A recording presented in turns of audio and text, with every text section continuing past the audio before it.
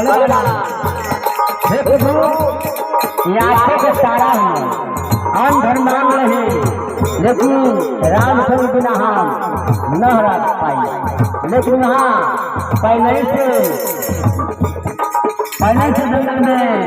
जाए रहे बड़ा क्रोध में लाभ हो सारी चीजें बेबस होकर देव पड़ा का सुनो